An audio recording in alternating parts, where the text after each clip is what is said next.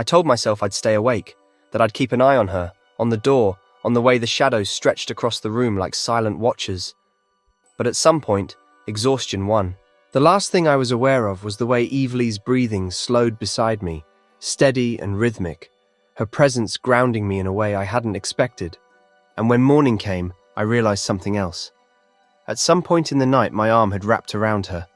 I barely had time to process that fact before there was a sharp knock at the door. Sebastian, if you're still in bed, I swear to Merlin. The door creaked open, and the moment Ominis stepped inside, everything shattered. He froze mid-step, his normally composed expression twisting into something unreadable.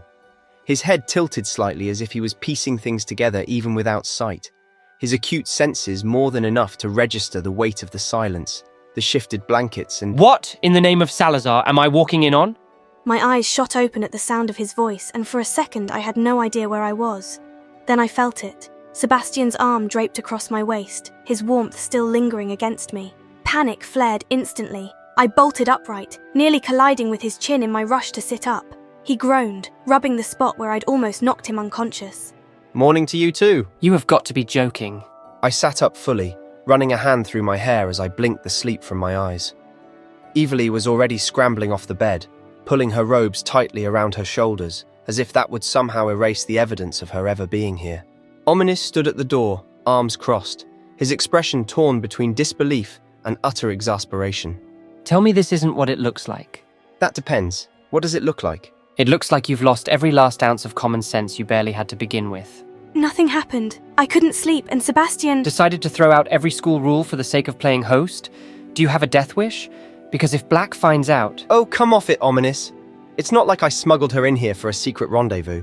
That's exactly what this looks like. I let out a frustrated sigh, rubbing my temples.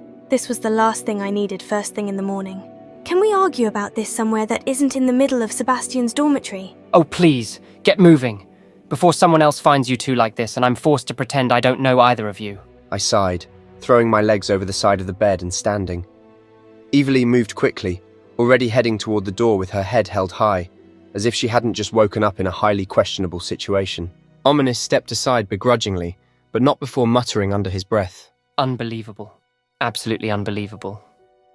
We made it to the common room without running into anyone else, but the moment we saw we were alone, Ominis rounded on us. Sebastian gets into enough trouble on his own. He doesn't need you making it worse. I didn't make him do anything. You didn't stop him either. Enough, it's done. We didn't get caught, so what's the problem? The problem is that you're both reckless, and it's only a matter of time before that catches up with you. Ominis had a point. He usually did. But that didn't mean I was going to admit it. Instead, I smirked, slinging an arm around Eveleigh's shoulders. Well, if we're going to get into trouble, might as well make it worth it. I hate you both. No, you don't. Ominis groaned, rubbing his temples, but didn't argue. That was enough of a victory for me. As I held my arm around Eveleigh's shoulders, I glanced at her, a smirk tugging at my lips. Sleep well? Shut up, Sallow. I chuckled, shoving my hands into my pockets as she made her way towards her dormitory to get changed. This year was shaping up to be far more interesting than I had anticipated. I had heard Sebastian talk about Eveleigh Velmont before, more than I cared to, honestly. At first it was subtle, an offhanded comment about the new 5th year. Then it became more frequent. A remark about her dueling, a complaint about how infuriatingly stubborn she was. Then came the part where he stopped complaining altogether, and that was when I knew we were all doomed. And now, here she was, wrapped up in the same messes he always found himself in, already tangled in his reckless orbit. Just another reason for him to test his luck, another reason for him to get himself into deeper trouble than he could possibly get out of. I should have been furious. But the worst part? I wasn't sure if I was more exasperated with him, or with myself for realizing that maybe, just maybe, she belonged in this chaos just as much as he did. I had come to Sebastian's room that night because I didn't want to be alone. But now, standing here, with the weight of Ominis's warning still hanging in the air, and the lingering heat of Sebastian's arm around me from that morning still ghosting my skin, I wasn't sure if I had made things better or worse. Something was shifting between us. It had been for a while now, a slow pull, something neither of us wanted to name, but there was no denying it anymore. Something was coming. I could feel it in my bones. Whether it was the magic we had uncovered, the trouble we were inviting, or something else entirely, I didn't know. All I knew was that this, whatever this was, it was only just beginning. I had spent most of my life convincing myself that I didn't need anyone, that I could fight my own battles, carry my own burdens, and deal with whatever life threw at me alone. Then Eveleigh Velmont stormed into my world like she had always belonged there. And now, I wasn't sure I knew how to go back to before. I wasn't blind.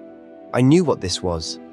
This pull between us, the way I felt her presence before she even spoke, the way I reached for her without thinking. She was becoming something I wouldn't let go of. And that terrified me more than any curse, any forbidden magic, or any consequence waiting for us in the shadows. Because for the first time, it wasn't just about me anymore. It was about her, and I would protect her. From whatever was coming, from whoever thought they could take her away from me, from the darkness curling at the edges of her magic. Whatever storm we had stirred in that library, whatever danger was coming next, I didn't care. She wasn't facing it alone. I wouldn't let her. Not now. Not ever. And if it came down to it, if it meant keeping her safe, I would tear the world apart piece by piece to do it.